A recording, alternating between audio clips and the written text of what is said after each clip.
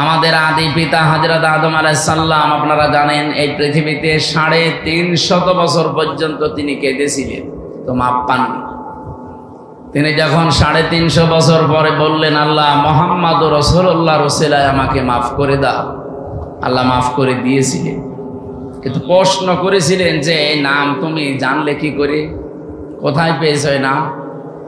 হযরত আদম বলেছিলেন, আল্লাহ যেদিন জান্নাত থেকে তুমি আমাকে বের করে দাও, আমি জান্নাত থেকে বিদায় নেওয়ার সময় জান্নাতের মেন গেটের ওপরে তোমার নামের পরে এই নামটা লেখা ছিল, আমি দেখেছিলাম, লা ইলাহা ইল্লাল্লাহু মুহাম্মাদুর রাসূলুল্লাহ।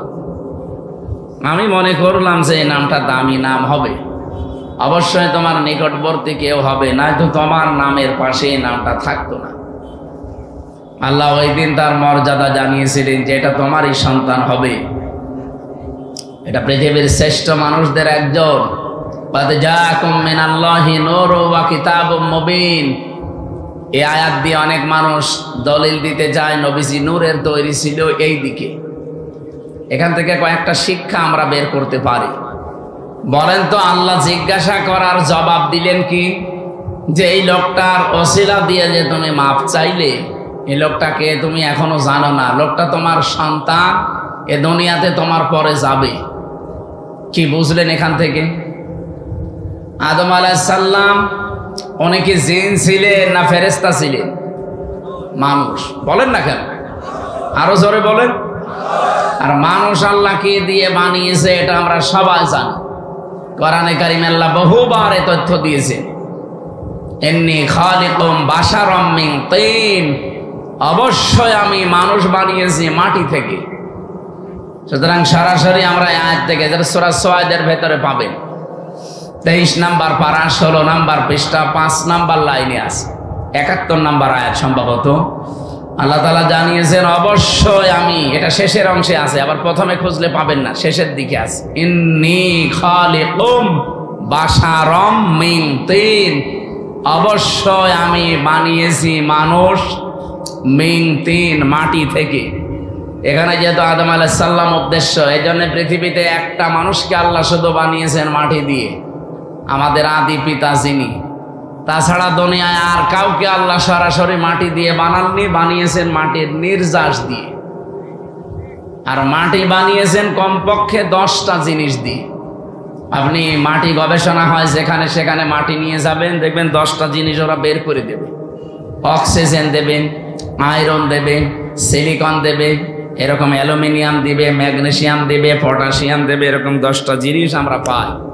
তাহলে এখান থেকে বুঝলাম পৃথিবীতে একমাত্র মাটি দিয়ে বানিয়েছে আদম নবীকে। আমাদের এই জন্যে আদি পিতা বা একেবারে প্রথম বাবার নাম জিজ্ঞাসা করলে কি বলা হয়? এ পর্যন্ত বুঝেছেন কিনা বলেন? আমাদের আদি পিতা প্রথম বাবার নাম কি? বলেন বলেন। আল্লাহ যে ওনাকে বললেন, হে আদম, যার নাম নিয়ে ক্ষমা চাইলে আমি ক্ষমা করে দিলাম, ওইটা তোমার সন্তান হবে এবং তোমার পরবর্তীতে যাবে। আমার প্রশ্ন হচ্ছে, বাবা যদি মাটির তৈরি হয়, ছেলে হবে আগুনের। কমন সেন্স কি বলে আপনার? কুল ইন্নামা আনা বাশারুম মিসলুকুম, হে নবী আপনি বলেন আমি তোমাদের মতোই মানুষ। ইউহা ইলাইয়া, পার্থক্য এতটুকু, আমার প্রতি ওহী আসে, তোমাদের প্রতি আসে না, এতটুকু আছে। কিন্তু আমার বাবা যেহেতু আদম, বাবা যদি মাটির হয়, ছেলে কোনোদিন আগুনের হয় না, তাহলে তো সিস্টেম পাল্টিয়ে যায়। প্রথম এই কথা থেকে এই তথ্য নেওয়ার পরেও কিছু মানুষ, আমি যে আয়াত পড়লাম, কদ জাআকুম মিনাল্লাহি নূরুন ওয়া কিতাবুম মুবিন, এই আয়াত দিয়ে দলিল দিতে যায়। বিশেষ করে এটা চট্টগ্রাম বিভাগে, সিলেট বিভাগে, এগুলো তারা যারা গরম সুন্নি, ঠান্ডা সুন্নি, এরা এই আয়াতটা নিয়ে আসতে চায়। আপনি যদি একটু কোরআন শরীফ বুঝে পড়েন, চিন্তা ভাবনা নিয়ে পড়েন, তাহলে এই প্রশ্নের উত্তর কিন্তু এই আয়াতে আছে। আল্লাহ বলেন অবশ্যই আমার পক্ষ থেকে তোমাদের কাছে এসেছে একটা নূর, স্পষ্ট কিতাব। আল্লাহ শব্দ দিলেন 2টা, অর্থ দিলেন একটা। অবশ্যই আমার পক্ষ থেকে তোমাদের কাছে একটা কিতাব এসেছে স্পষ্ট, এটা নূর নাম দিলেন। নূর দেওয়ার পরে তিনি ব্যাখ্যা করলেন যে নূরটা হচ্ছে স্পষ্ট। এখন আমরা এখানে তাফসীর করতে গিয়ে অনেকে হয়তো ভুল করি অথবা জেনে শুনে কোনো দিকে ডাইভার্ট হয়ে যায়, নিজেদের বিভিন্ন জিনিসকে এর উপরে চাপিয়ে দেওয়ার জন্য বলা হয় যে এখানে নূর মানে মুহাম্মাদুর রাসূলুল্লাহ আর কিতাব মুবিন মানে কোরআন শরীফ। না, এই জিনিস দুইটাই এক, তার প্রমাণ পরের আয়াতে আল্লাহ নিজে দিয়েছেন। এটা সূরা মায়েদার 15 নম্বর আয়াত। এর পরের আয়াতে দেখেন দুইটা জিনিসই যে এক, তার প্রমাণ আল্লাহ দিচ্ছে। এদিকে তাকান, আল্লাহ পাক বলেন ইয়াহদি বিহিল্লাহ, এইটার দ্বারাই আমি হেদায়েত করি, পথ দেখাই। যেহেতু আল্লাহ এখানে ইয়াহদি বিহি এই শব্দটা আল্লাহ বহু বচন দেননি, দ্বি বচন দেননি, এক বচন দিয়েছেন। মুফাসসিরিন ইকরাম আমি যত তাফসীর পড়েছি সব মুফাসসির এই বিহি দিয়ে ওই আগের দুইটা নাম একটা জিনিস এইটাই বুঝিয়েছেন। আল্লাহ বলেন আমার পক্ষ থেকে অবশ্যই তোমাদের কাছে নূর যাবে, স্পষ্ট কিতাব যাবে। তাহলে নূরও যা, স্পষ্ট কিতাবও তা, তার নাম কোরআন শরীফ। তার নাম কি বলেন বলেন? এতটুকু শেষ করেননি আল্লাহ, এ পর্যন্ত বললে আমাদের বিভ্রান্ত হওয়ার সম্ভাবনা থাকতো। এই জন্য আল্লাহ ব্যাখ্যা করছেন ইয়াহদি বিহিল্লাহ। এখানে ফাইল কর্তা সরাসরি আল্লাহ নিজে। আল্লাহ বলেন আমি এইটার দ্বারাই হেদায়েত করি। আর আমরা সবাই জানি পৃথিবীতে হেদায়েত দেওয়ার একচ্ছত্র মালিকানা কোরআনের, না মানে আল্লাহর মানে কি? আল্লাহর কথাই তো কোরআন। এই পৃথিবীতে কোরআনকে আল্লাহ হেদায়েত দেওয়ার মতো ক্ষমতা দিয়েছেন, তাছাড়া আর কাউকে দেয়নি।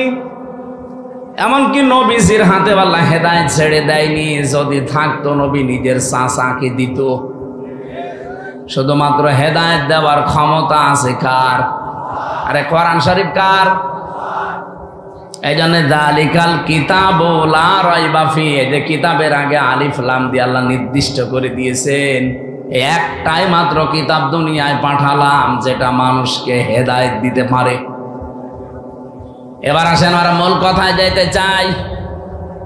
যেহেতু পৃথিবীর একখানা কিতাব আছে মানুষকে হেদায়েত দিতে পারে, আর কেউ পারে না, সেই হিসাবে আল্লাহ কিতাবের নাম এখানে নূর বলার পরে আবার উল্লেখ করেছেন ওয়া কিতাবুম মুবিন। ওই নূরটাই হচ্ছে স্পষ্ট কিতাব। কোরআন শরীফে তাফসিরে এটা হচ্ছে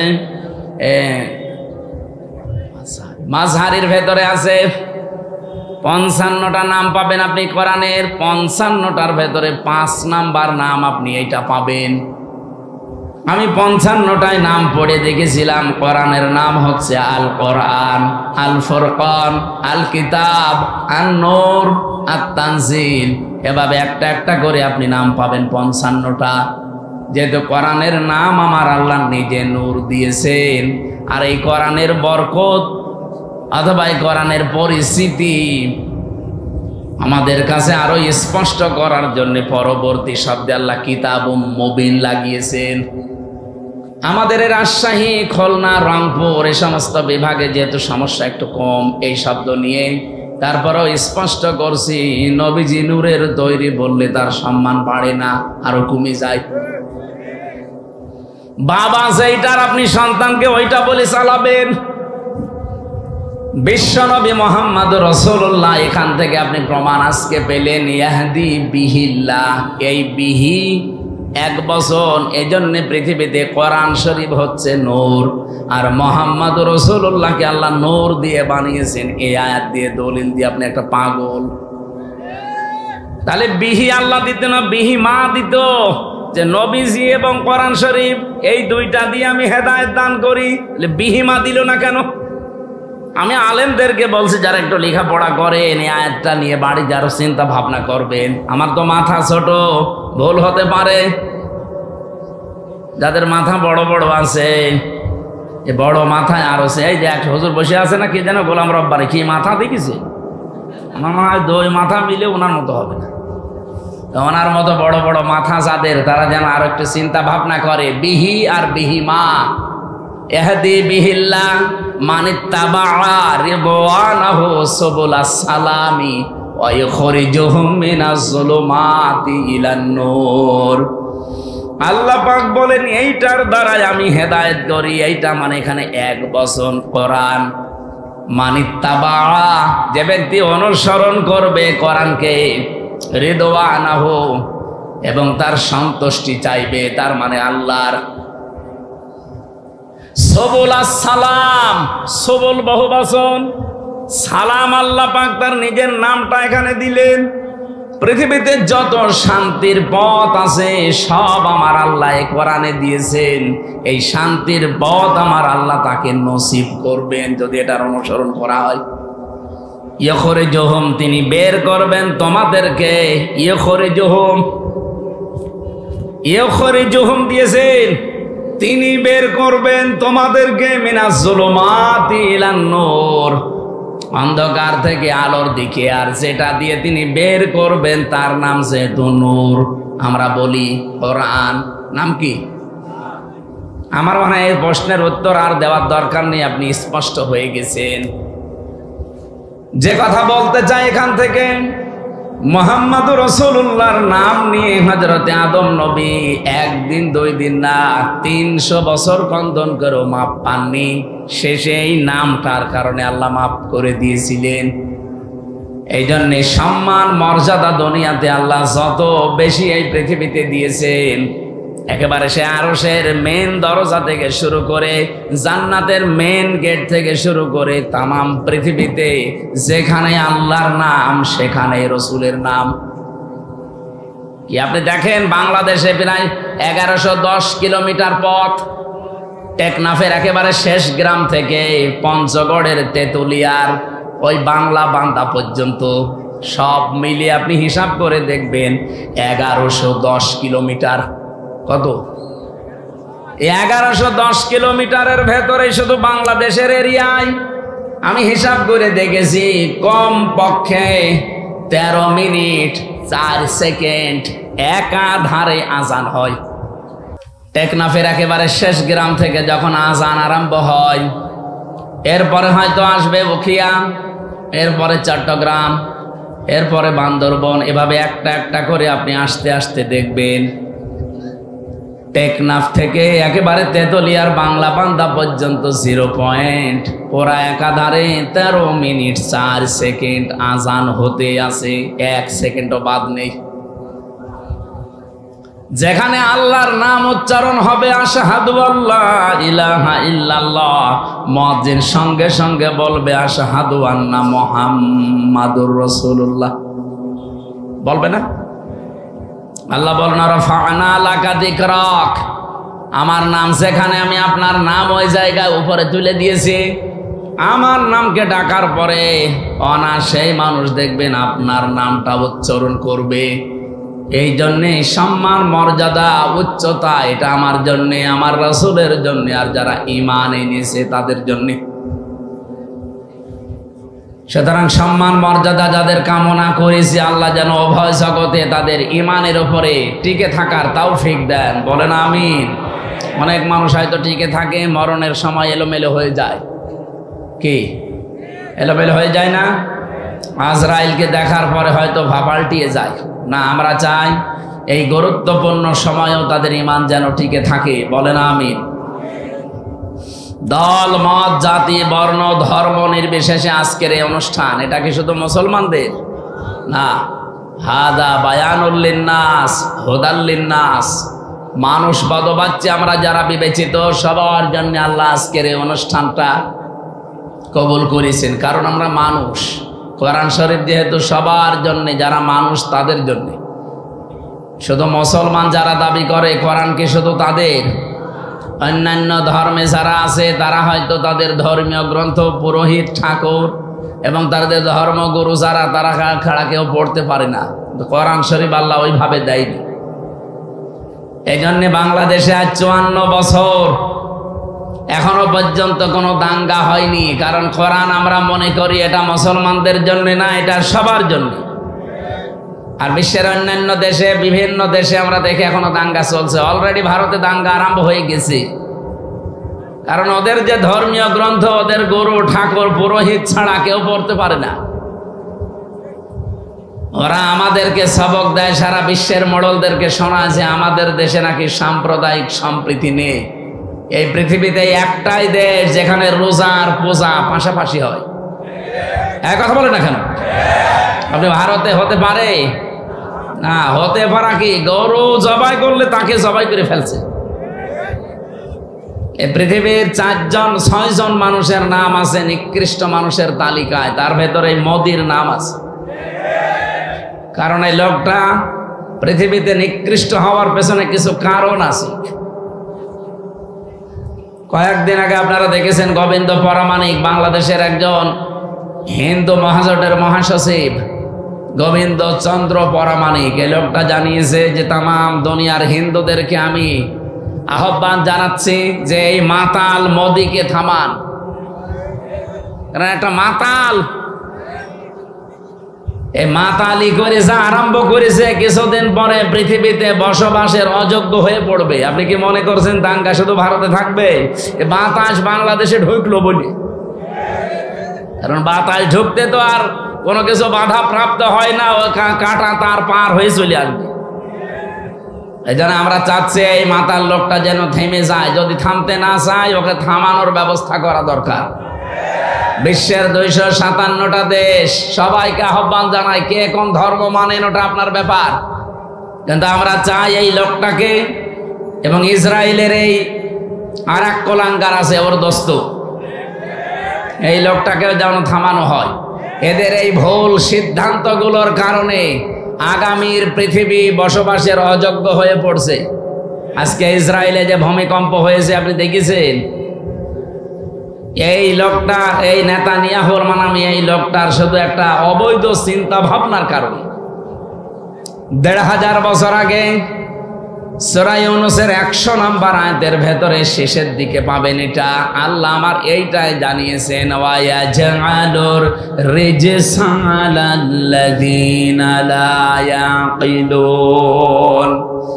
এই পৃথিবীতে কেউ যদি ভুল সিদ্ধান্ত নেয়, কেউ যদি তার বিবেকটা কাজে না লাগায়, তাহলে ভুল সিদ্ধান্ত আল্লাহ তার উপরে চাপিয়ে দেয়। নেতানিয়াহু নামে এই লোকটা, পৃথিবীর এই নিকৃষ্ট মানুষটা, নরেন্দ্র মোদী নামে এই পৃথিবীর নিকৃষ্ট মানুষটা, এবং আমার দেশে যিনি পালিয়েছেন ওইটাও,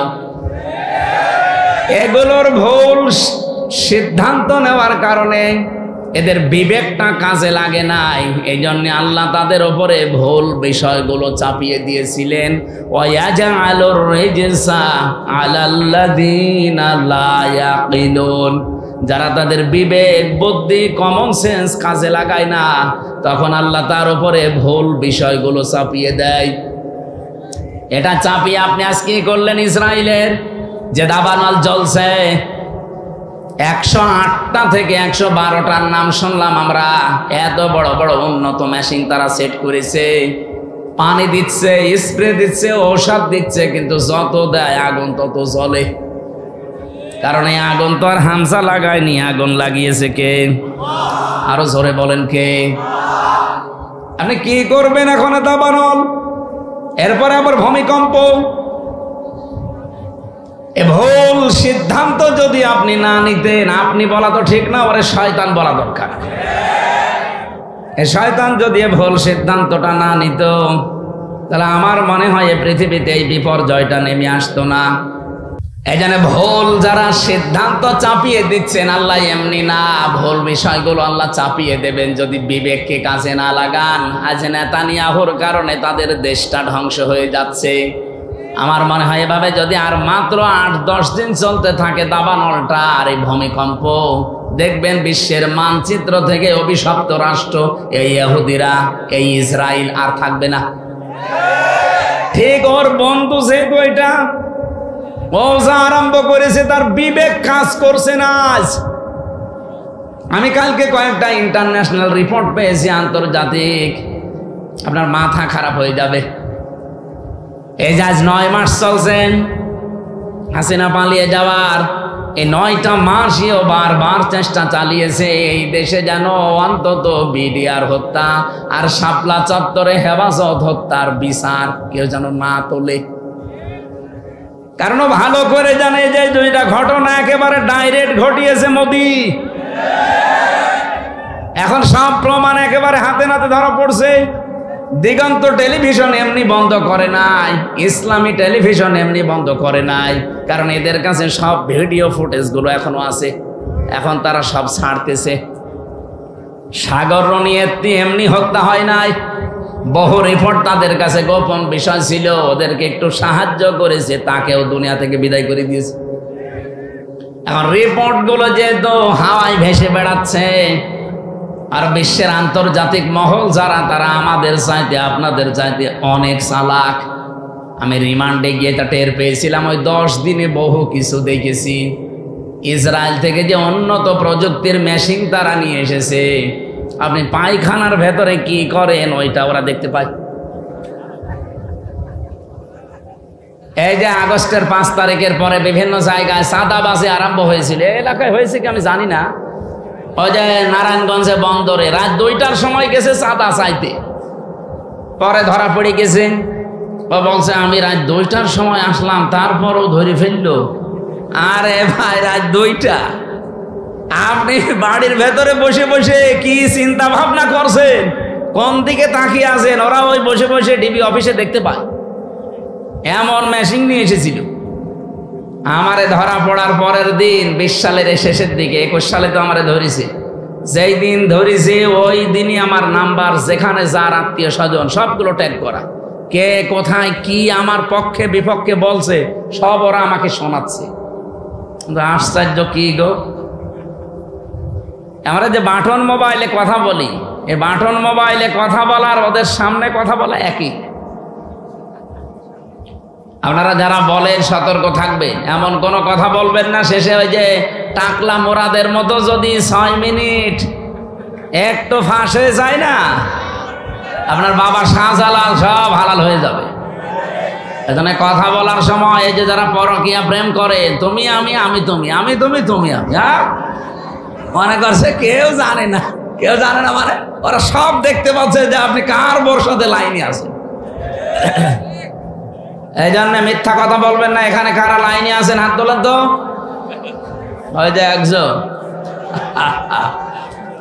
ঠিক আছে, আপনি লাইন চালান, আপনাকে কয়েকদিন পরে দেখা হবে কার সাথে আপনার লাইন আছে। হোয়াটসঅ্যাপ অনেকে বলে এটা নিরাপদ, কে বলেছে আপনাকে? হোয়াটসঅ্যাপে কথা বললে ওরা দেখতে পাচ্ছে। এ বাংলাদেশে নিরাপদ হওয়ার মতো কোনো এখন অ্যাপস আর নেই। সে যেইটাই বলেন, মেসেঞ্জার বলেন, ইমো তো আরো ঘরের ভেতরে। ওই ইমোতে কথা বলা আর ওদের সামনে বসে বসে বলা একই। হোয়াটসঅ্যাপটা এটা সবাইকে ওরা ট্যাগ করে না, যাদের টার্গেট করে তাদের। এই যে এই ভুল সিদ্ধান্ত নেওয়ার কারণে বিবেকটা কাজে লাগছে না, এই কারণে আজকে যে বিপর্যয় নেমে আসবে, এই দাঙ্গা তৈরি হওয়ার কারণে শুধু কি মুসলমান মরবে, হিন্দু মরবে না? এক কথা বলেন না কেন? ওখানে যদি মনে করেন মুসলমান আছে 30 কোটি, হিন্দু আসে 100 কোটি, এই কারণে আপনি মুসলমান 10 জন মেরে ফেললেন, হিন্দু 2 জন মরিস। বাংলাদেশে আমরা 92 জন মুসলমান 100 জনের, বাকি 4 জন হিন্দু, অন্যান্য জাতি মিলে আর 4 জন। ওখানে যদি 2 জন মুসলমান মরে, এখানে 5 জন মরবে না? হ্যাঁ, সব সাফা হয়ে যাবে। এই জন্যই তো আমরা জানাচ্ছি যে এই মাতালটাকে থামান। এই মাতালের মাতলামি করার কারণে পৃথিবীর ক্ষতি হয়ে যাচ্ছে। আগামীতে আমার মনে হয় এ পৃথিবী বসবাসের অযোগ্য হয়ে যাবে। বসবাস যে করবেন সেরকম পরিস্থিতি আর পাবেন না। ওই চাচা এরশাদ মরার আগে যা বলেছিল ওইটা দেখতে পাবেন, যে ঘর থেকে বের হলে খুন আর ঘরে থাকলে গুম হয়ে যাবে। আল্লাহ আমাদের হেফাজত করুন, বলেন আমিন। আমি এখান থেকে এই 2টা দেশের নাম বলার পরে একটা বিষয়ে সিদ্ধান্ত নিতে চাচ্ছি, আপনারা একমত হবেন কিনা আমি জানি না। বাংলাদেশে যিনি দায়িত্বে আছেন প্রফেসর ডক্টর মোহাম্মদ ইউনূস, 2টা নবীর নাম নিয়ে বসে আছেন, মোহাম্মদ আর ইউনূস। দুই নবীর নাম আপনার। আমরা চাই আপনার বিবেক আপনি কাজে লাগাবেন। বিবেক বহির্ভূত কোন কাজ যদি এই দেশে আপনি থাকতে চালু হয়ে যায়, তাহলে আল্লাহ কিন্তু ভুল সিদ্ধান্ত চাপিয়ে দেবে। হাসিনা পালিয়েছে, ওর বিচারপতি পালিয়েছে, মামলার আয়ু পালিয়েছে, সাক্ষীরা পালিয়েছে, তাহলে এটিএম আজহারুল ইসলাম এখনো কেন জেলখানায় আছে? এটা তো বিবেকে মেনে নেয় না। কথা বলেন না কেন? আমরা চাই আজহার সাহেবকে পরশুদিন বৃহস্পতিবারে ওনার আবার আরেকটা ডেট আছে, এই ডেটে যেন আর কোনো বাঙালিকে হাইকোর্ট দেখানো না হয়। আমরা এই মাজলুম মানুষটার মুক্তি চাই। আপনারা চান না? কারা চান দেখে? লিল্লাহি তাকবীর।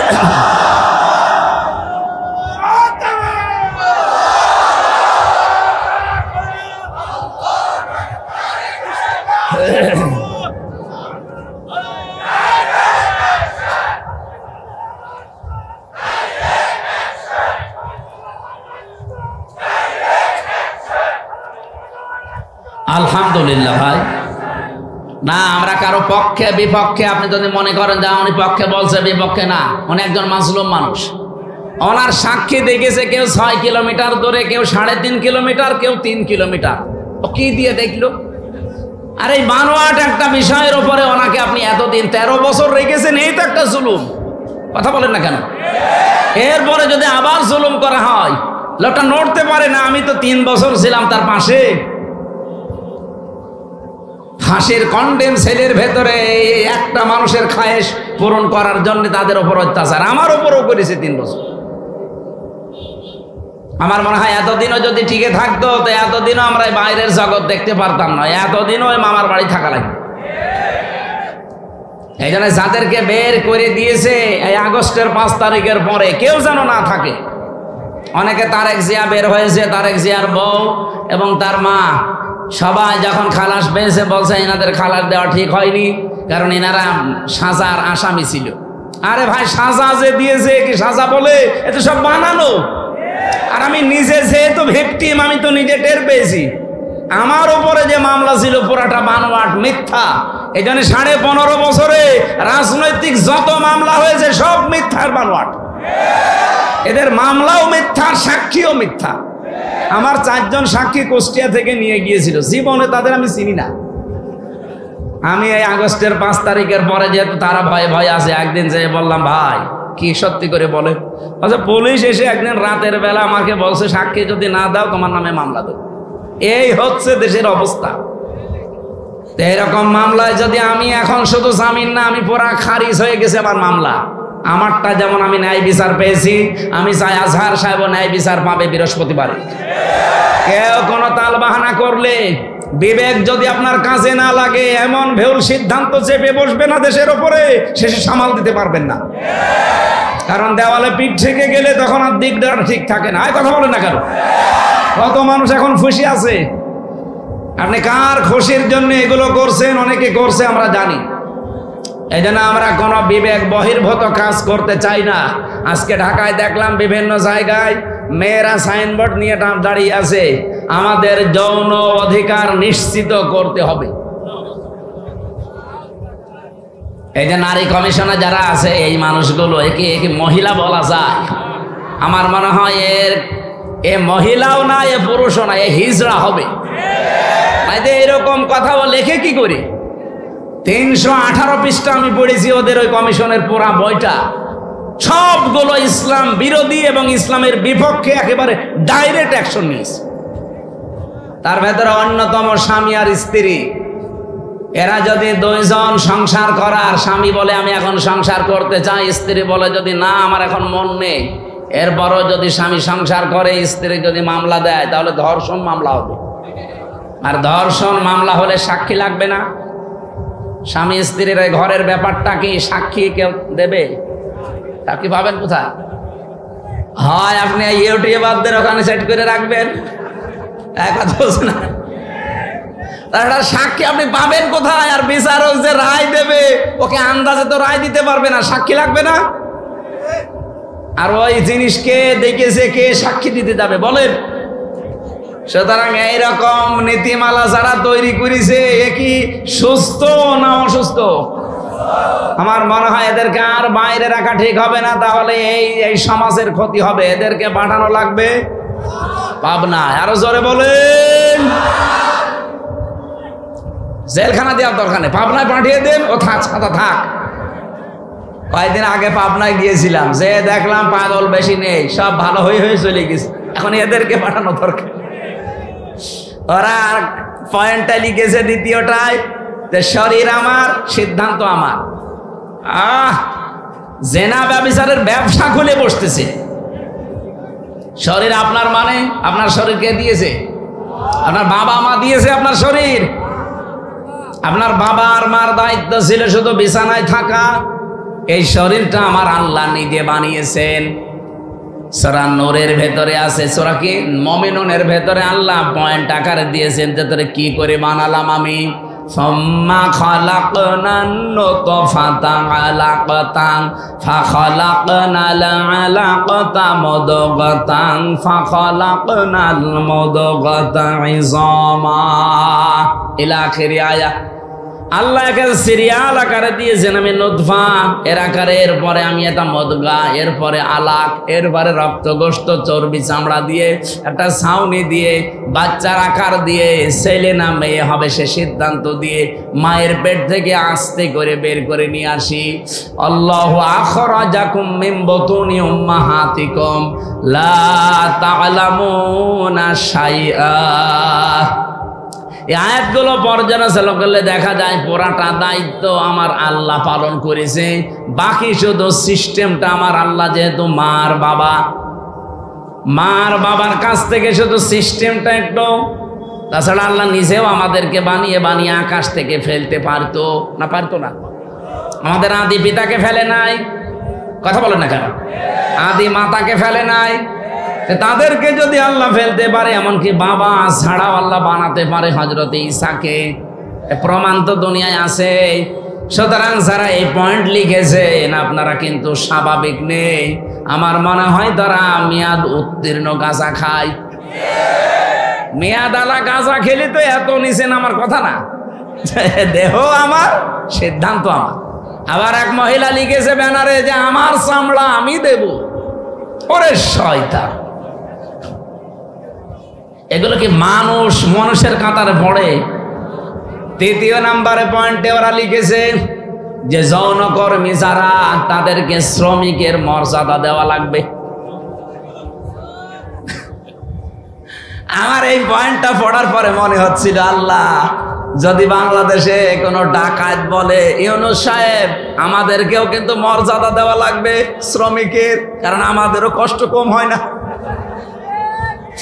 ডাকাতি করা কত কঠিন, গাছ কেটে কাঁধে নিয়ে রাস্তায় ফেলে গাড়ি দাঁড় করিয়ে এত বড় ছুরি সামনে নিয়ে দাঁড়ানো লাগে। এখন বসে না, আমি তো নিজে দেখেছি কয়বার ডাকাতের হাতে পড়লাম। একবার পড়েছিলাম সাতক্ষীরায়, বিশাল এক গাছ কেটে ৮-৯ জন কাঁধে করে রাস্তার মাঝে দিয়ে গাড়ি থেমে গেল, সবার পেছনে পেছনে বড় বড় ছুরি। আমি তো কাজ খুলে দেওয়ার পরে দেখি মুখ বের করে কয়েকজন মুখ বাঁধা। আমার টাকা পয়সা চা, আমি আগেই বের করে বলছি নেন। বলছো হুজুর আপনার টাকাও নেব, আল্লাহ মাফ করবে। আরে শয়তান, এত কষ্ট করছে আর বলছে আপনার টাকাও নেব, আল্লাহ মাফ করবে। আপনার কষ্ট হচ্ছে না যে কত বড় গাছ, আপনার ঘাম ঝরছে কপাল দিয়ে। এখন ওরা যদি কালকে থেকে আওয়াজ তোলে যে ডাকাতি করতে কম কষ্ট না, আমাদের শ্রমিকের মর্যাদা দেওয়া লাগবে, এ পর্যন্ত থাকলেও কিছু বলতাম না। কিন্তু সমস্যা হয়ে দাঁড়াবে, কারণ এই শব্দটা পুরা হাদিসের বিরুদ্ধে, কোরআনের বিরুদ্ধে।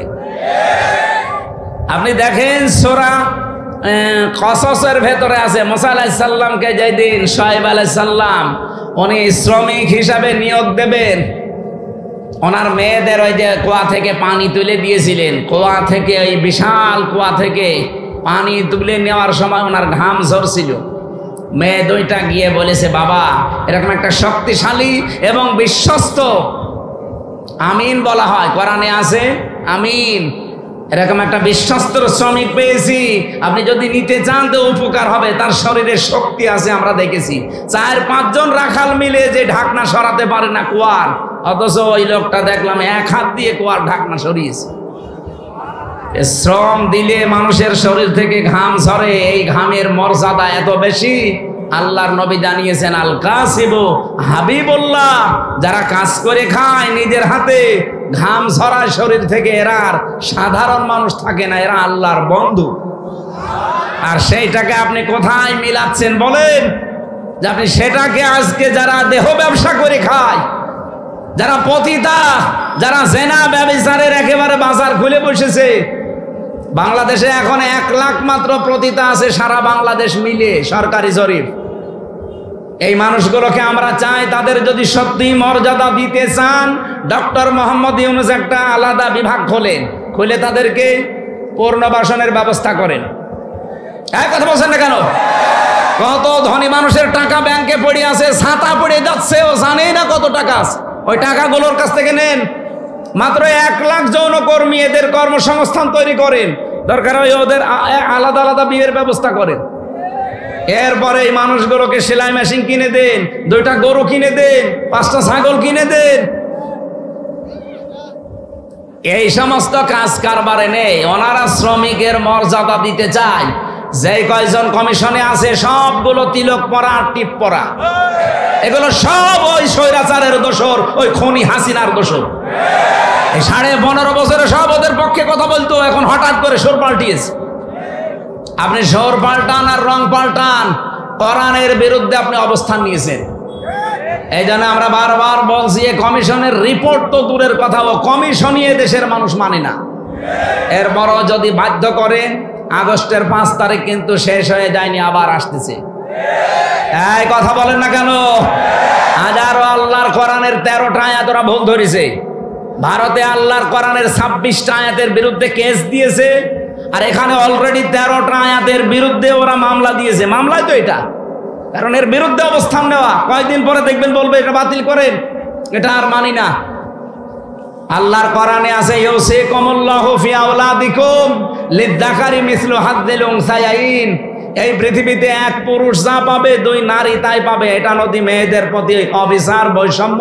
এই জন্য আয়াত পাল্টাতে হবে। কত বড় ক্ষমতা আপনার! এই জন্য ভুল বিবেক বহির্ভূত কোনো কাজ যদি কেউ করে ফেলেন, আল্লাহর কসম, আল্লাহ কিন্তু ভুল বিষয় চাপিয়ে দেবে। তখন এই যে দাবানল চলবে, তখন ভূমিকম্প আসবে। আমি আর বাকিটা বললাম না। এই জন্য যারা দায়িত্বে আছেন, আহ্বান করে আপনারা এখনো আপনার বিবেকটা কাজে লাগান, নয়তো ভুল বিষয় চেপে বসলে তখন সামাল দেওয়া কঠিন হয়ে যাবে। আল্লাহ আমাদেরকে বোঝার তৌফিক দিন, বলেন আমিন। সূরা তাওবার 100 নম্বর আয়াত আমরা পড়েছি। আমার আলোচনার বিষয় হচ্ছে সাহাবীদের অনুসরণ। এটাতে কত বড় গুরুত্বপূর্ণ জিনিস আমাদের জন্য। আল্লাহ ফি আসহাবি লা তাত্তাখিদুহুম গরাদাম মিন বাদি ফামান আহাব্বাহুম ফাবিহুব্বি আহাব্বাহুম আমান আবগাদাহুম ফাবিবগদি আবগাদাহুম আখায়রু উম্মতি করনি সুম্মাল্লাযীনা ইয়ালুনাহুম ইলা আখিরি আয়াত, ইলা আখিরিল হাদিস। এটা হাদিসের ভাষা। নবীজি বলেন, পৃথিবীর মানুষেরা আমার সাহাবীদের সম্পর্কে সাবধান। আমার সাহাবীদের সম্পর্কে সাবধান। আমার সাহাবীদের সাথে কেউ যদি শত্রুতা করে, সেজন্য আমি নবীর সাথে শত্রুতা করে। একজন আজানের জবাব দিয়ে দেন, দিলে আদায় হয়ে যাবে। দিয়ে দেন, একজন দিয়ে দেন। এই পৃথিবীর কোন মানুষ যদি আমি নবীর সাথে দুশমনী করে, সেজন্য দুশমনী করে কার সাথে? বলেন বলেন, আল্লাহর সাথে। এজন্য আমাদের এই জায়গাটা খুব সেনসিটিভ জায়গা। আল্লাহ এত বেশি প্রশংসা দিয়েছেন সাহাবায়ে কেরামের, যেহেতু আল্লাহ তাদের উপরে বলে দিয়েছেন রাদিয়াল্লাহু আনহুম ওয়া রাদু আনহু, আমি নিজে তাদের উপরে খুশি হয়ে গেছি যেমন তারা আমাদের উপরে খুশি আছে। সুতরাং তাদের পথ অনুকরণ করলেই আল্লাহকে সন্তুষ্ট এবং রাজি খুশি করা যাবে বলে আমরা কোরআন থেকে তথ্য পেয়েছি। ঠিক আছে, দেখছি এগুলো ওই সময় হয়নি। আপনাদের মনে হয় টাকা পয়সা ঈদগার কাজে লাগাবে, এখনো টাকা ওঠে নাই। আমার 2-3 মিনিট সময় চাচ্ছে, দেব? আজানের সময়টা আপনারা যদি যা এনেছেন দেওয়ার জন্য দিতে পারেননি, একটু দিয়ে দেন। কই ভেতরের লোকজন কই? একটু তাড়াতাড়ি করেন ভাই, যারা দাও যে ভেতরে যাচ্ছে, যারা খালি বের করে রাখেন, আজান হতে হতে ওরা বের হয়ে চলে যাবে। ওঠে কে বসেন।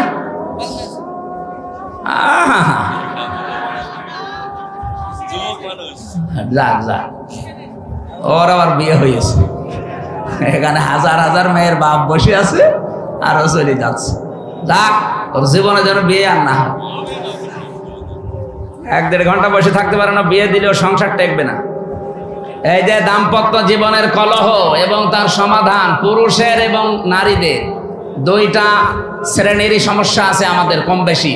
আজকে এসে নোয়াখালী থেকে এক লোক এসেছে আপনাদের এখানে তালাকের মাসলা নিতে। তালাকের মাসলা 2টা আছে, তো ইমামদের মতামত আমি 2টাই বলেছি, আপনি যেটা মানবেন মানেন। এই জন্য তালাক কেন হয়, স্ত্রীদের কারণে মানুষ কেন জেলখানায় থাকছে এখন এই যে 3 বছর, আমার মনে হয় 100 জনের 60-70 জন শুধু বোর কারণে জেল খাটতেছে। এই জন্য মেয়ে লোক থেকে খুব সাবধানে থাকবেন। পারতপক্ষে কোনো মেয়ে লোকের সাথে মোবাইলে কথা বলতে যাবেন না। কোন পানি কোন দিকে গড়িয়ে না আপনি মুসিবতে পড়বেন। এই বইটা এই গাড়িতে আছে, যাওয়ার সময় নিয়েছেন, কাজে লাগবে। 120 পৃষ্ঠা আছে এর ভেতরে। আর একটা আদর্শ নারী আছে। যেখানে দাঁড়িয়ে আছেন দ্রুত ভিতরে ঢোকেন, 2 মিনিট সময় আজানের। আজান হলে শেষ হবে ভাইরা। আপনারা দেশ স্বেচ্ছাসেবক আছেন, দেশ সজুরাই মাঠে ঢুকে যান। সাদিকুল ইসলাম স্বপন ভাই, সদস্য সচিব, পারিলা ইউনিয়ন স্বেচ্ছাসেবক দল। এটা উজির পুকুর নাকি? 5000 টাকা পাঠিয়েছেন, আল্লাহ যেন কবুল করেন, বলেন আমিন। এই ঈদগাটায় আপনারাই বছরে বছরে 2 বার নামাজ পড়বেন, এটা যেন আপনাদের দায়িত্বে দিয়ে গেলাম। শেষ করবেন কাজগুলো যতটুকু আছে। মান বানা লিল্লাহি মাসজিদান আছে, বানাল্লাহু লাহু বাইতান ফিল জান্নাহ। নবীজি বলেন, কেউ যদি একটা সেজদার জায়গা বানিয়ে দেয়, তার জন্য আল্লাহ নিজে জান্নাতে ঘর বানায়। সেজদা দিতে কি পুরা মসজিদ লাগে, পুরা ঈদগাহ লাগে? কতটুকু? একটা টাইলসের জায়গা হলে হয়ে যায় সেজদা দেওয়া। কথা বলছেন না কেন? তাহলে একটা টাইলসের টাকাও যদি আপনি এখানে দেন, তাহলে জান্নাতে আপনি একটা পুরা ঘর পাবেন। এই জন্য মান বানা লিল্লাহি মাসাজিদ, আল্লাহ নবী দেয়নি মাসজিদান। একটা সেজদার জায়গাকে মসজিদ বলা হয়। সুতরাং এতটুকু একটা জায়গার দাম বা এই জায়গা সংস্কার করার জন্য যতটুকু যা লাগে, আপনি যদি একটা টাইলসের দামও দেন, জান্নাতে একটা ঘরের মালিক হয়ে যাবেন ইনশাআল্লাহ। বানাল্লাহু লাহু বাইতান ফিল জান্নাহ, আল্লাহ নিজে বলেন আমি ঘর বানাবো। সামর্থ্য থাকলে অবশ্যই দেবে। যে যা গিয়েছেন ভেতর থেকে বের হয়ে যান, যান। সাহাবা একরামের মর্যাদা আকাশচম্বী। তারকা দেখতে পান, তারকার চাইতে সাহাবা একরামের মর্যাদা আল্লাহর কাছে অনেক বেশি। তারা হেদায়াত প্রাপ্ত প্রত্যেকেই, আর প্রত্যেকেই জান্নাতি। আমরা বলি যে 10 জন সাহাবী আশারায়ে মুবাশশারা, কে বলেছে আপনাকে? খালি ওই 10 জনই জান্নাতি, আর বাকি যে লক্ষ লক্ষ সাহাবী এরা জান্নাত যাবে না? বলেন, ওই 10 জন সাহাবীর ভেতরে খাদিজাতুল কুবরার নাম আছে? বলেন না কেন? আয়েশার নাম আছে, ফাতেমার নাম আছে, তারা জান্নাতি না? ফাতেমা জান্নাতের নেত্রী হবে, সমস্ত মহিলাদের সর্দার। হযরতে আয়েশা সিদ্দিকা রাদিয়াল্লাহু তাআলা আনহা, হযরতে খাদিজাতুল কুবরা, তাকে আল্লাহ নিজে জান্নাত বানিয়ে দুনিয়ায় পাঠিয়ে সুসংবাদ দিয়েছেন এবং আল্লাহ নিজে তাকে সালাম দিয়েছেন। এই পৃথিবীতে একজনই মহিলা যে আল্লাহর সালাম পেয়েছে এবং জান্নাতে অলরেডি ঘর পেয়েছে জীবিত অবস্থায়। অথচ খাদিজা জীবনে একটা ওয়াক্ত নামাজ পড়েনি, এক ওয়াক্ত নামাজ পড়েনি, একটা রোজা রাখেনি, জীবনে একদিনের জন্য পর্দায় থাকেনি। বলেন, তার পুরা জীবন আমি পড়ে দেখেছি, জীবনে কোনোদিন তিনি পর্দায় ছিলেন না। নামাজ পড়লেন না, রোজা রাখলেন না, হজ করলেন না, যাকাতও দেননি, পর্দায়ও নেই। অথচ আল্লাহ সালাম দিয়েছে, জান্নাতে ঘর বানিয়ে পাঠিয়েছে। একটাই কারণ উনি ইন্তেকালের পরে এই বিধানগুলো নাজিল হয়, এই জন্য উনি মানতে পারেন না। কিন্তু আল্লাহ তাকে খুশি হয়ে সালাম দিলেন কেন? জান্নাতে ঘর বানিয়ে সুসংবাদ পাঠালেন কেন? তার পুরা জীবন পড়ে দেখবেন, জীবনে 1 সেকেন্ডের জন্যও কোনোদিন স্বামীর মনে উনি দুঃখ দেননি। এরকম মহিলা তো এখন ঘরে ঘরে। এখানে একজন স্বামী হাত তুলতে পারবেন যে জীবনে কোনোদিন আমার বউ 1 সেকেন্ডের জন্য আমাকে দুঃখ দেয়নি, কষ্ট দেয়নি? তোলেন তো এরকম একজন। মিথ্যা কথা বললে আপনার খবর আছে। ভাই আপনি দুঃখ পাননি নাকি বউ খুশি করার জন্য মনে করছেন যে না বলে ফেলি? বউ তো নেই না, আমি হাসির জন্য বলি নাই ভাই, আমি হাদিস বললাম। দেখেন এই যে হাজার হাজার স্বামী আমরা মা বোনেরা যারা এসেছেন, আমি জানি না আপনারা আছেন কিনা।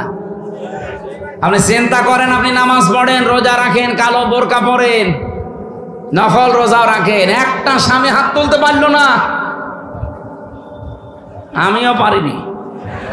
আমি আন্দাজে মিথ্যা কথা বলবো কেন? আমি দুঃখ পেয়েছি এই জন্য আমি পারিনি। এখানে আমার একটা স্বামীও পেলাম না। মা বোনেরা জান্নাত যাওয়া কিন্তু কঠিন হয়ে যাবে। আর এখন যদি ওরা বলে হুজুর ওয়াজটা একটু উল্টিয়ে করেন তো, যে একটা স্বামী একটু হাত তুলুক তো, জীবনে স্ত্রীর মনে দুঃখ দেয়নি। না বাবা শাহজালাল, এখানে হবে না হালাল। না, আমাদের চরিত্র আমরা কন্ট্রোল করব। স্ত্রীর গায়ে যারা হাত তোলে, এর মতো ইতর মানুষ দুনিয়ায় নেই। হাত না তুলে হাত তোলা একেবারে হারাম কাজ না। আপনি তুলতে পারবেন, যদি ফরজ নামাজ না পড়ে দরকার হয় হাত তুলবেন, কিন্তু 4 জায়গায় কিন্তু মারা যাবে না। মুখে, বুকে, পিঠে, মুখে, মাথায়, মুখে, বুকে আর পিঠে, এই 4 জায়গায় স্ত্রী লোকের হাত দেওয়া জায়েজ নেই। যদি এই 4 জায়গা বাদ দিয়ে কোনো জায়গায় মারতে চান আপনি মারবেন। খালি নামাজ না পড়লে, রোজা না রাখলে, ফরজ রোজা, জায়েজ যে পর্দাটা আছে এই পর্দাটা যদি না করে, আর 4 নম্বরে যদি স্বামীর জায়েজ কথা না শোনে। কথা বোঝা গেছে? মা বোন যারা এসেছেন, আপনার জান্নাত পাওয়া অতি সহজ। স্বামী যখন বাইরে থেকে আসবে কর্মজীবন শেষ করে, দুনিয়ায় যত কাজ আপনার হাতে থাক সব বাদ। এখন তারে সময় দেওয়া, তার কথা মতো চলা, এখন তাকে খুশি করা পৃথিবীর সবচাইতে বড় ইবাদত। শুধু যদি ফরজ নামাজটা আর ফরজ রোজা নাও। কোন স্বামী যদি পছন্দ করে যে আমার বউ হাতা কাটা ব্লাউজ গায়ে দিলে আমার ভালো লাগে, আপনি তাই দেবেন। কি কথা বলছেন না কেন? ওরা গায়ে দেয় কিন্তু স্বামীর জন্য না, ওই মার্কেটে যাওয়ার সময়। যে মহিলা এরকম উল্টাপাল্টা পোশাক পরে রাস্তাঘাটে আসে, কি স্বামীকে খুশি করার জন্য না পাবলিক? আপনি একটা দাজ্জুস, আর দাজ্জুসের জন্য জান্নাত হারাম। নামাজ পড়ে, রোজা রেখে আর কালো বোরকা পরে কি করবেন? আমরা খাদিজাতুল কুবরার মতো মহিলা চাই। কথা বলেন না কেন? বলতে ঠিক। তো মুহাম্মদ রাসূলুল্লাহর মতো পুরুষ হওয়া লাগবে না? ও তো যৌতুক নেওয়ার উস্তাদ। আবার খাদিজার মতো বউ চাই।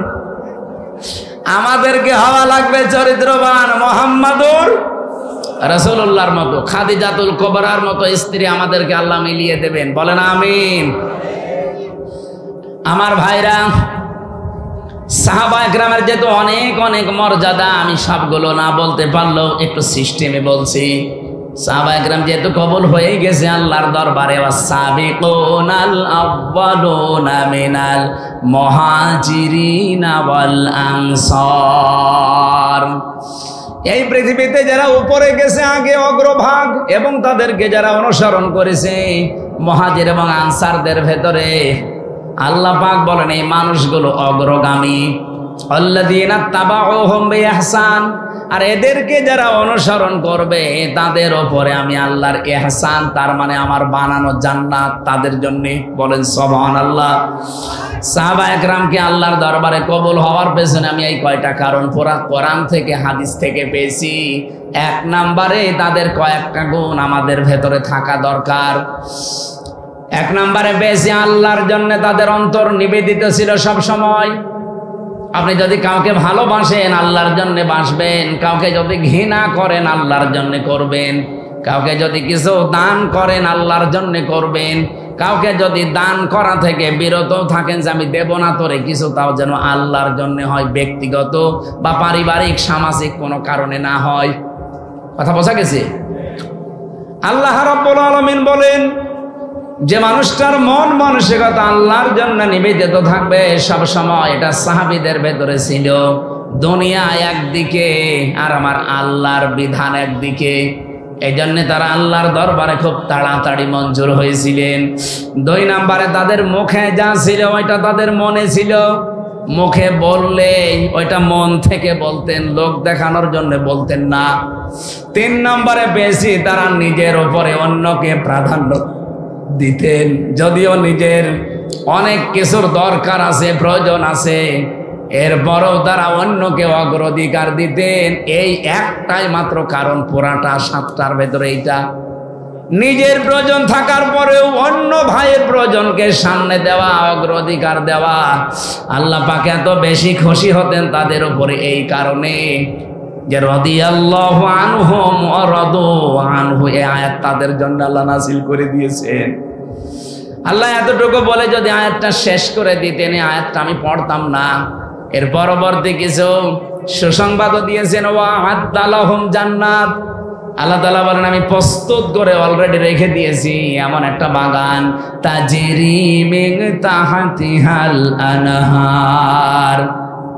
না না, ভুল হয়েছে। তাজরি তাহতাহাল আনহার, মিন নেই এখানে। মিন যদি থাকতো তাহলে তাহাতি হতো, যেহেতু মিন নেই এই জন্য কোরআনে একটা জায়গায় শুধু তাজরি তাহতাহাল আনহার, এমন একটা নদী আর নহর প্রবাহমান বাগান বানিয়েছি। খালিদিনা ফিহা আবাদা, চিরকাল আমি আল্লাহ তাদেরকে ওই জায়গায় থাকতে দেব। যালিকাল ফাউজুল আযীম, এটা জীবনের মহা সফলতা। বলেন সুবহানাল্লাহ।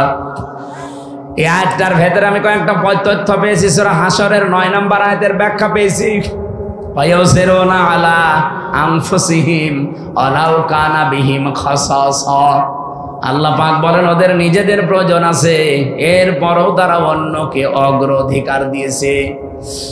হযরতে আনাস রাদিয়াল্লাহু তাআলা আনহু বলেন, নবীজি মসজিদে নববীতে 2-2-3-3 পরপর 3 দিন মেহমান এসেছে তার কাছে।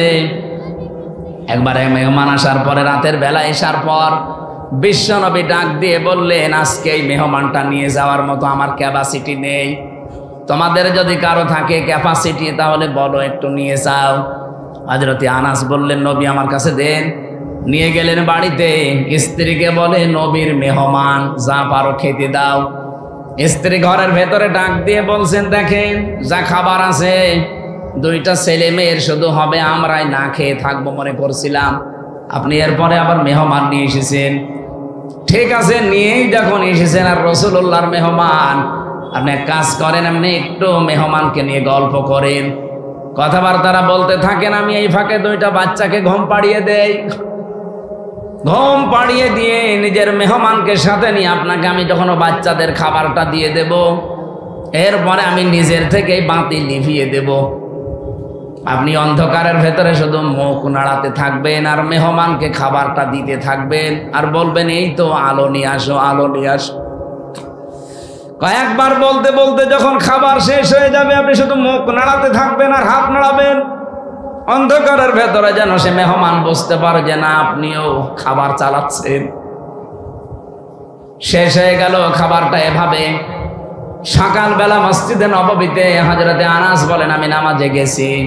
নবীজি আমাকে ডাক দিয়ে বললেন, মেহমানের সাথে কি ব্যবহার করলে? কেন? আল্লাহর আরশ পর্যন্ত খুশি হয়ে গেছে, তোমাদের নামে সূরা হাশরের 9 নম্বর আয়াত নাযিল হয়ে গেছে।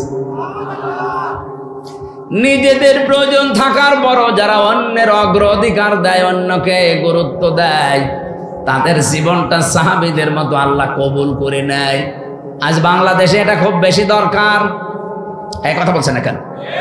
এটা আজকে দল মত জাতি বর্ণ ধর্ম নির্বিশেষে খুব বেশি দরকার। যদি সাহাবীদের মতো কবুল হতে চান, গ্রহণযোগ্য হতে চান, নিজের প্রয়োজন থাকার পরও অন্যেরটা অগ্রাধিকার দেবেন।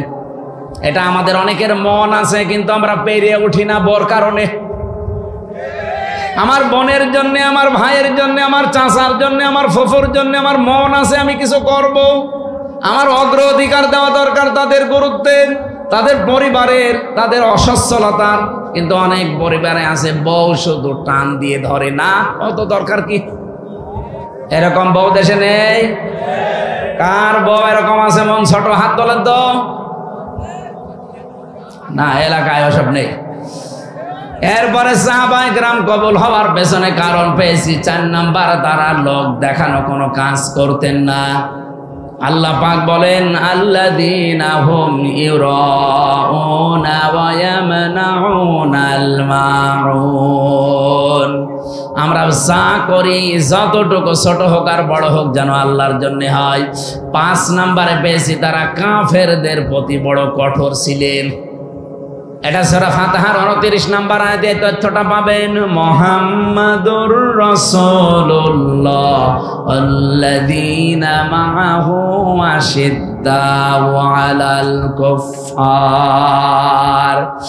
সাহাবায়ে কেরাম আল্লাহর দরবারে কবুল হয়েছিলেন, তার 5 নম্বরে কারণ ছিল তারা কাফেরদের প্রতি বড় কঠোর এবং ভয়ঙ্কর ছিলেন। আজ যারা কোরআনের বিরুদ্ধে 13 জায়গায় হাত দিয়ে কোরআন পাল্টাতে চায় এরাও কাফের। বাংলাদেশে দলমত দেখা যাবে না, এই জায়গায় নবীর উম্মত এবং সাহাবীদের অনুসরণ করার ক্ষেত্রে কঠোর হওয়া লাগবে। আমরা কঠোর হতে রাজি আছি না? সামনে সব দলমত নির্বিশেষে কঠোর হয়ে যাবে। আইন পাশ করা দূরের কথা, ওরা যেন ভয়ে কাঁপতে থাকে। আমরা তো আল্লাহর দরবারে সাহাবীদের মতো কবুল হতে চাই। আল্লাহ আমাদের তৌফিক দিন, আমিন।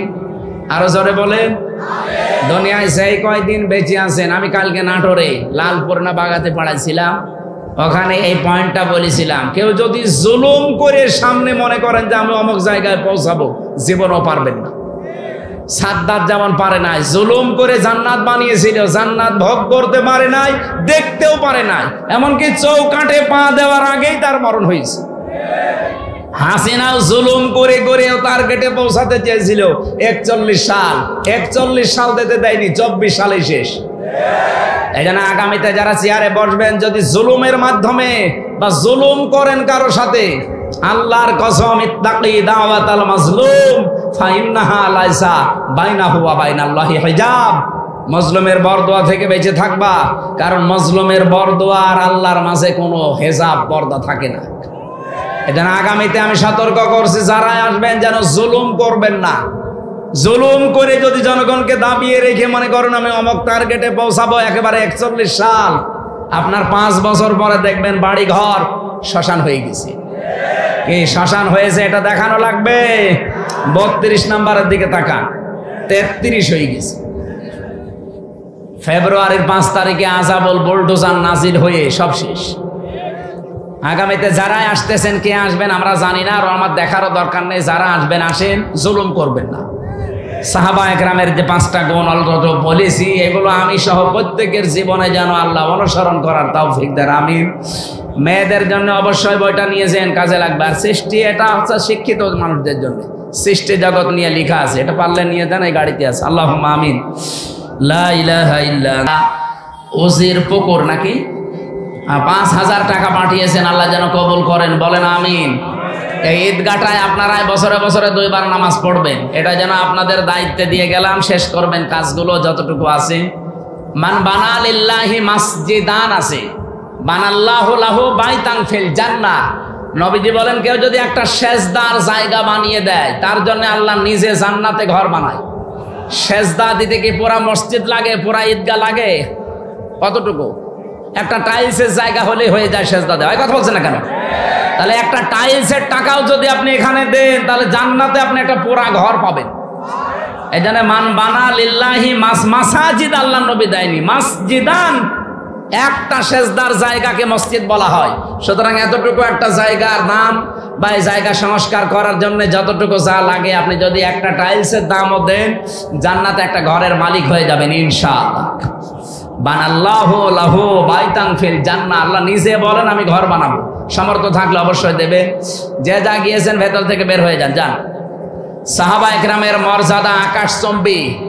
তারকা দেখতে পান, তারকার চাইতে সাহাবায়ে কেরামের মর্যাদা আল্লাহর কাছে অনেক বেশি। তারা হেদায়াত প্রাপ্ত প্রত্যেকেই, আর প্রত্যেকেই জান্নাতি। আমরা বলি যে 10 জন সাহাবী আশারায়ে মুবাশশারা, কে বলেছে আপনাকে? খালি ওই 10 জনই জান্নাতি, আর বাকি যে লক্ষ লক্ষ সাহাবী এরা জান্নাত যাবে না? বলেন ওই 10 জন সাহাবীর ভেতরে খাদিজাতুল কুবরার নাম আছে? বলেন না কেন? আয়েশার নাম আছে, ফাতেমার নাম আছে, তারা জান্নাতি না? ফাতেমা জান্নাতের নেত্রী হবে, সমস্ত মহিলাদের সর্দার।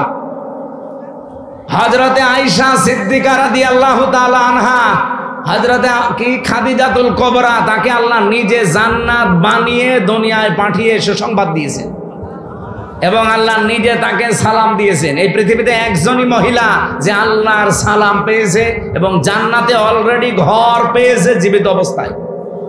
অথচ খাদিজা জীবনে একটা ওয়াক্ত নামাজ পড়েনি, এক ওয়াক্ত নামাজ পড়েনি, একটা রোজা রাখেনি, জীবনে একদিনের জন্য পর্দায় থাকেনি। বলেন, তার পুরা জীবন আমি পড়ে দেখেছি, জীবনে কোনোদিন তিনি পর্দায় ছিলেন না, নামাজ পড়লেন না, রোজা রাখলেন না, হজ করলেন না, যাকাতও দেননি, পর্দায়ও নেই। অথচ আল্লাহ সালাম দিয়েছে, জান্নাতে ঘর বানিয়ে পাঠিয়েছে। একটাই কারণ উনি ইন্তেকালের পরে এই বিধানগুলো নাজিল হয়, এই জন্য উনি মানতে পারেন না। কিন্তু আল্লাহ তাকে খুশি হয়ে সালাম দিলেন কেন? জান্নাতে ঘর বানিয়ে সুসংবাদ পাঠালেন কেন? তার পুরা জীবন পড়ে দেখবেন, জীবনে এক সেকেন্ডের জন্যও কোনোদিন স্বামীর মনে উনি দুঃখ দেননি। এরকম মহিলা তো এখন ঘরে ঘরে। এখানে একজন স্বামী হাত তুলতে পারবেন যে জীবনে কোনোদিন আমার বউ এক সেকেন্ডের জন্য আমাকে দুঃখ দেয়নি, কষ্ট দেয়নি? তোলেন তো এরকম একজন। মিথ্যা কথা বললে আপনার খবর আছে ভাই, আপনি দুঃখ পাননি নাকি বউ খুশি করার জন্য মনে করছেন যে না বলে ফেলি, বউ তো নেই? না, আমি হাসির জন্য বলি নাই ভাই, আমি হাদিস বললাম। দেখেন, এই যে হাজার হাজার স্বামী আমরা মা বোনেরা যারা এসেছেন, আমি জানি না আপনারা আছেন কিনা।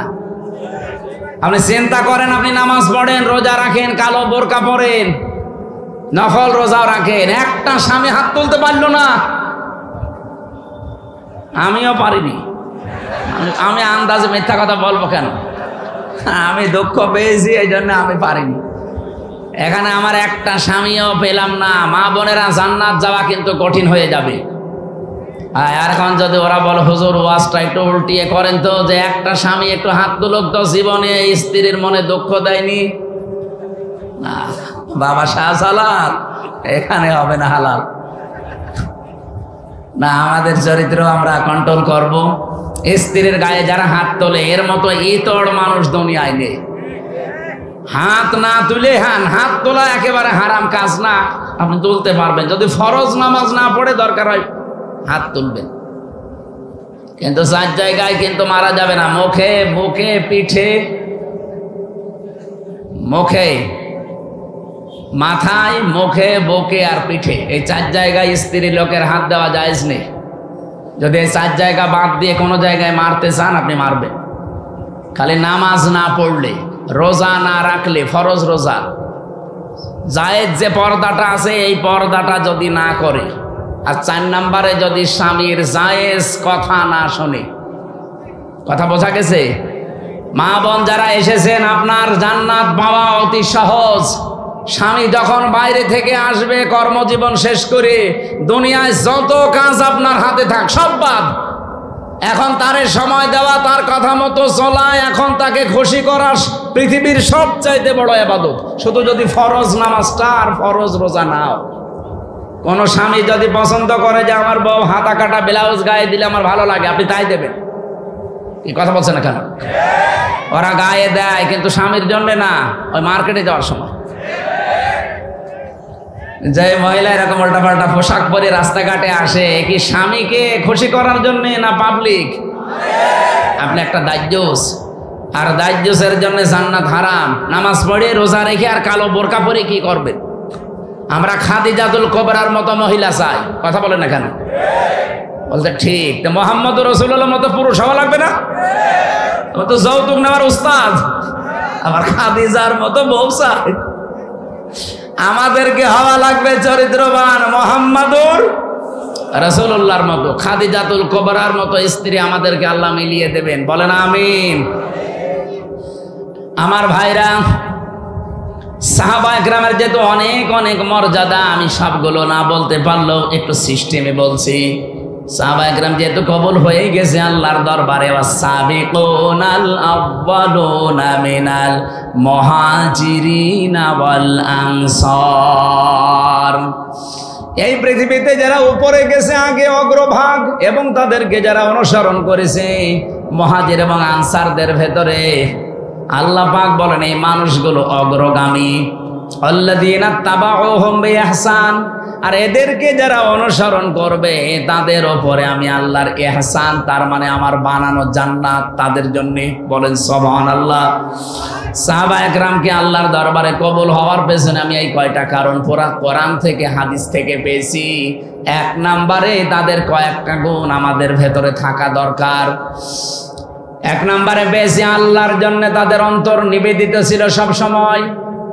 আপনি যদি কাউকে ভালোবাসেন আল্লাহর জন্য বাসবেন, কাউকে যদি ঘৃণা করেন আল্লাহর জন্য করবেন, কাউকে যদি কিছু দান করেন আল্লাহর জন্য করবেন, কাউকে যদি দান করা থেকে বিরত থাকেন যে আমি দেব না তোরে কিছু, তাও যেন আল্লাহর জন্য হয়, ব্যক্তিগত বা পারিবারিক সামাজিক কোনো কারণে না হয়। কথা বোঝা গেছে? আল্লাহ রাব্বুল আলামিন বলেন যে মানুষটার মন মানসিকতা আল্লাহর জন্য নিবেদিত থাকবে সব সময়, এটা সাহাবীদের ভেতরে ছিল। দুনিয়া একদিকে আর আমার আল্লাহর বিধান একদিকে, এই জন্য তারা আল্লাহর দরবারে খুব তাড়াতাড়ি মঞ্জুর হয়েছিলেন। 2 নম্বরে তাদের মুখে যা ছিল ওইটা তাদের মনে ছিল। মুখে বললে ওইটা মন থেকে বলতেন, লোক দেখানোর জন্য বলতেন না। 3 নম্বরে বেশি তারা নিজের উপরে অন্যকে প্রাধান্য দিতেন, যদিও নিজের অনেক কিছুর দরকার আছে, প্রয়োজন আছে, এরপরও তারা অন্যকে অগ্রাধিকার দিতেন। এই একটাই মাত্র কারণ, পুরাটা 7টার ভেতরে এইটা। নিজের প্রয়োজন থাকার পরেও অন্য ভাইয়ের প্রয়োজনকে সামনে দেওয়া, অগ্রাধিকার দেওয়া। আল্লাহ পাক এত বেশি খুশি হতেন তাদের উপরে এই কারণে যে রাদিয়াল্লাহু আনহুম ওয়া রাদু আনহু, এই আয়াত তাদের জন্য আল্লাহ নাযিল করে দিয়েছেন। আল্লাহ এতটুকু বলে যদি আয়াতটা শেষ করে দিতেন, এই আয়াতটা আমি পড়তাম না। এর পরবর্তী কিছু সুসংবাদও দিয়েছেন, ওয়া আ'আদ্দালাহুম জান্নাত।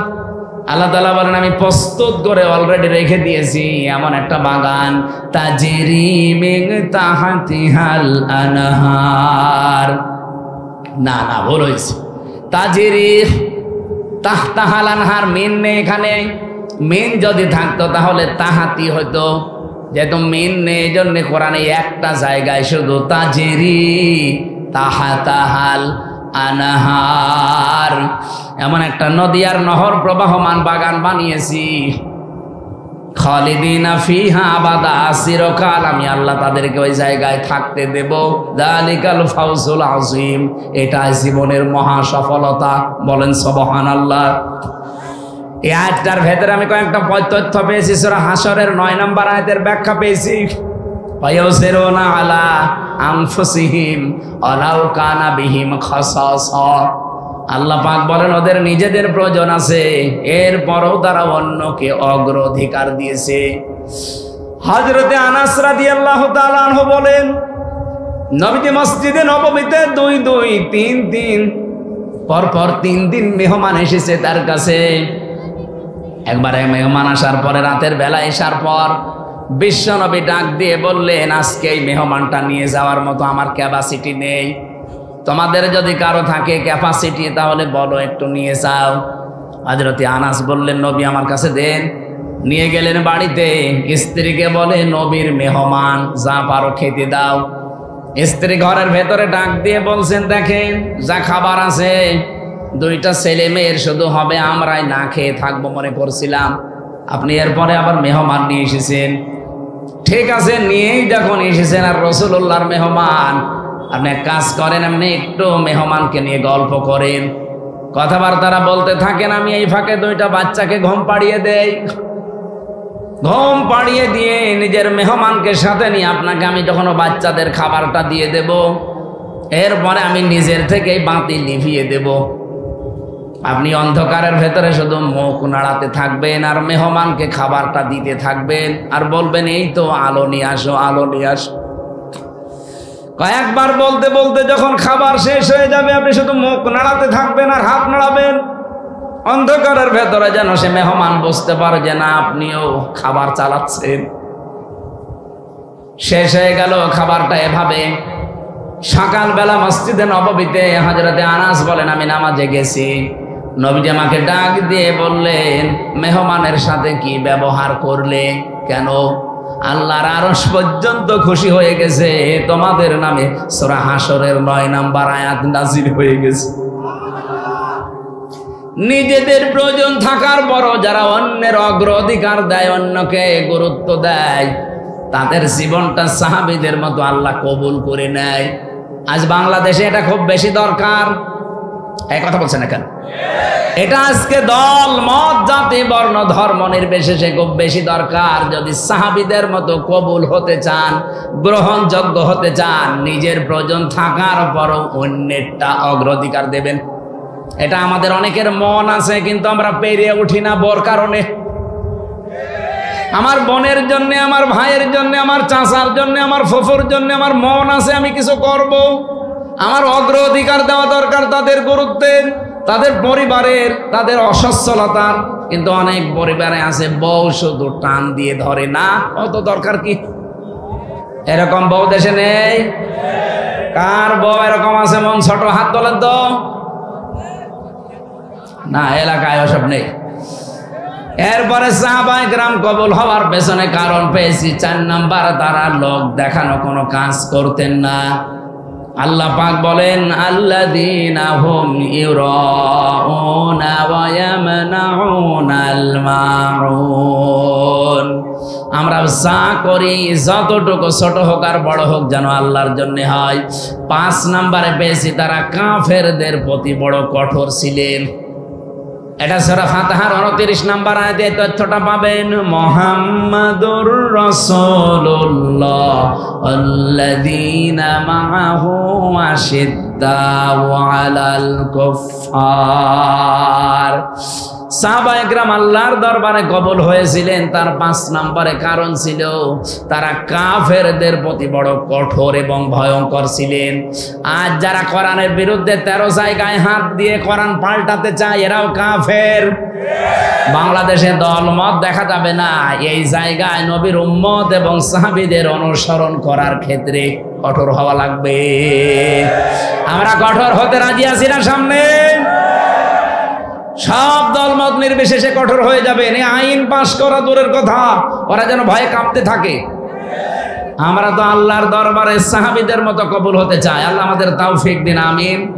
আরো জোরে বলেন দুনিয়ায় সেই কয়দিন বেঁচে আছেন। আমি কালকে নাটোরে লালপুর না বাগাতে পড়াইছিলাম, ওখানে এই পয়েন্টটা বলেছিলাম, কেউ যদি জুলুম করে সামনে মনে করেন যে আমি অমুক জায়গায় পৌঁছাবো, জীবনও পারবেন না। সাদ্দাত যেমন পারে নাই, জুলুম করে জান্নাত বানিয়েছিল, জান্নাত ভোগ করতে পারে নাই, দেখতেও পারে নাই, এমনকি চৌকাঠে পা দেওয়ার আগেই তার মরণ হয়েছে।